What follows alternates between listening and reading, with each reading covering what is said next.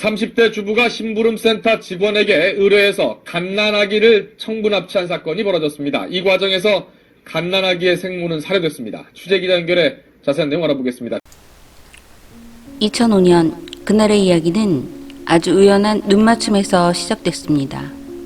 한가로운 토요일 오전 서울 강남 한복판에서 벌어진 영화 같은 추격전이 벌어졌고, 도주하는 승용차 안의 두 남자는 자신들이 왜 쫓기는지 이유도 모른 채 본능적으로 도망치고 있었습니다. 경찰 역시 그들이 왜 달아나는지 이유를 알지 못하지만 눈 마주침의 촉으로 쫓고 쫓기는 그들 사이엔 걸리면 죽는다는 본능과 그걸 간파한 경찰의 예리한 촉이 존재했을 뿐이었습니다. 그런데 어렵게 붙잡은 그들의 차량 안에서 발견된 것은 배터리가 빠진 고장난 휴대전화 한 대가 전부였습니다. 혹시나 하는 마음에 고장난 휴대폰의 주인을 찾기로 했고, 경찰은 예상치 못한 놀라운 얘기를 듣게 된 것입니다. 경찰은 고장난 휴대전화를 고쳤고, 전화를 받은 상대는 이 번호 제 친구 건데요? 제 친구는 7개월 전에 죽었어요. 살해됐다고요. 라고 말했습니다. 휴대전화의 주인은 7개월 전 아기와 함께 실종된 아기 엄마 고 씨로 강원도 미시령의 야산에서 안매장한 시신으로 발견됐습니다. 안매장된 고 씨의 시신은 6월 15일 고 씨의 남편에 의해 가출 신고가 되었고 19일 만에 시신으로 발견된 것입니다.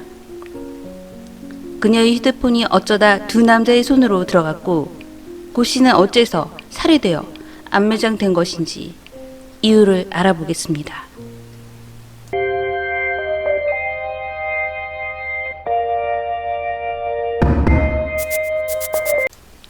안녕하세요. 미스터리한 사건과 사고를 전하는 콜드케이스 크리스비입니다. 안매장된 여인은 경기도 평택에서 실종된 21살의 아기 엄마 고 씨였습니다. 시신으로 발견되기 20일 전 집 근처에서 당시 70일밖에 안 된 어린 아들과 함께 사라졌는데, 이후 아기의 엄마는 혼자 안매장 시체로 발견된 것입니다. 경찰이 사라진 아기의 흔적을 찾고 있다는 첫 번째 보도가 나왔지만 그 뒤로 관련 기사는 모든 언론에서 사라졌고 사람들의 기억 속에서 이 사건은 지워졌습니다. 그런데 사건 수사가 시작된 것은 완전히 묻혀버릴 뻔했던 사건을 다시 수면 위로 끌어올릴 엄마의 다행 메시지 때문이었습니다. 그리고 서서히 밝혀지는 아기를 둘러싼 추악한 음모와 거짓말은 반전에 반전을 거듭하며 한 맺힌 엄마의 메시지를 알게 됐습니다. 이 사건이 흐지부지 끝이 났던 이유는 2004년 당시에는 큰 사건들이 많이 발생했는데, 그 중에서도 노무현 대통령 탄핵 소추안 통과와 한국군의 철수를 요구하며 김선일 씨를 살해하는 사건이 있었습니다.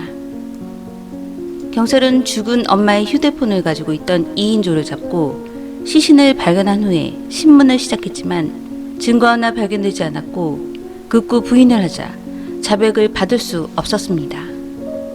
경찰들은 이후 회유책으로 바꾸고 달래면서 2인조 중 한 남자가 아기 아빠가 있다는 것을 알고 어떻게 아기 아빠가 애를 죽였냐고 다그쳤고, 이때의 경찰의 계획대로 범인은 애는 죽이지 않았어요.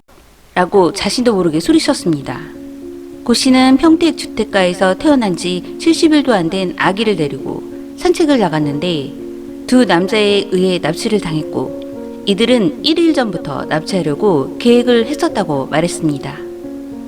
이런 납치 상황을 지켜보던 남자가 있었는데 2인조에게 다가가서 눈을 가리고 두 손을 묶인 아기 엄마에게서 아기를 빼앗아서 요요히 사라졌습니다.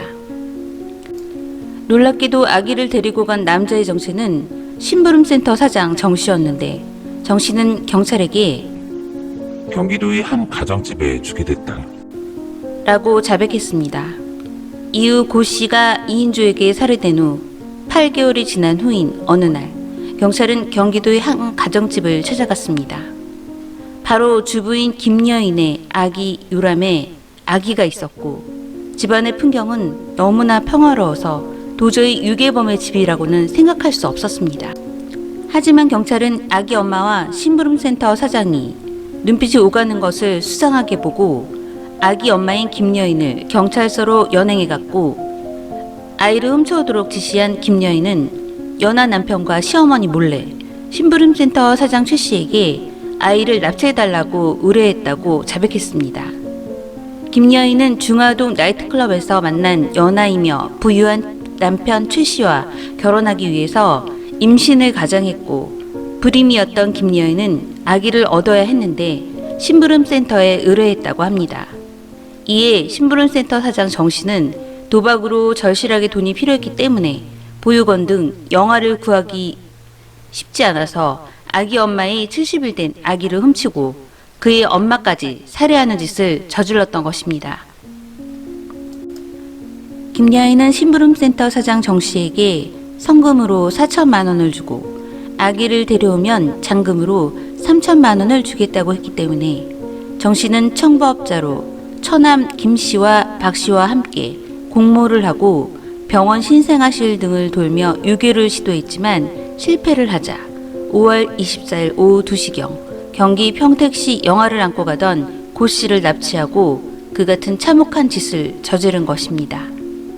또한 김여인은 아기가 낳은 것처럼 보이는 치밀함을 위해 원정 출산을 간 것처럼 공항까지 가서 잠시 다른 곳에 머물다가 돌아오는 모습까지 보였습니다. 심부름센터 사장 정 씨는 이후 청부 사실을 남편에게 알리겠다고 김여인을 협박했고 약속한 돈 외에 추가로 6천여만 원을 빼앗았습니다. 그런데 반전은 알고 보니 김여인은 16년을 함께한 남편이 있었고 두 아이의 엄마였던 것입니다. 김여인은 평소 경제적 어려움으로 갈등을 겪었는데 최 씨에게 빠져들면서 그해 5월경 가출해 최 씨와 동거를 했습니다. 아기 엄마는 땅속에 묻혀서도 자신의 아기를 걱정했고 손을 내밀어 발견되면서 경찰들에게 아기를 찾도록 하면서 범인은 처벌을 받고 아기를 무사히 데려올 수 있게 됐습니다. 하지만 재판에서는 아기를 훔치고 아기 엄마를 죽였던 이인조는 무기징역을 받았지만 심부름센터 사장과 김여인이 5년형을 받게 되면서 아쉬움을 남겼습니다. 김여인은 두 아이를 둔 유부녀로서 부유한 연하 남편과 결혼을 하며 거짓말을 했습니다. 이후 남편과 결혼하기 위해 가짜 임신을 알렸고 아기를 얻기 위해 심부름센터 사장에게 돈을 주고 구해오게 했습니다. 아기 엄마 고 씨는 아기를 낳은 지 70일 만에 산후조리로 힘들었던 몸으로 머리도 가누지 못하는 아기와 함께 처음으로 바람을 쏘이러 나갔습니다. 그런데 그날 아기 엄마는 마지막 하늘을 보게 됐고 아기는 전혀 모르는 여자에게 자신의 엄마가 살해된 것도 모른 채 몇 달 동안 키워졌습니다. 김여인은 자신은 사람을 죽이라고 명령한 적이 없다고 억울하다고 하지만 당신 김여인이 처음 남편에게 사기를 치지 않고 심부름센터 사장에게 아기를 구해달라고 하지 않았다면 아기와 엄마는 지금도 행복하게 살고 있었을 것입니다.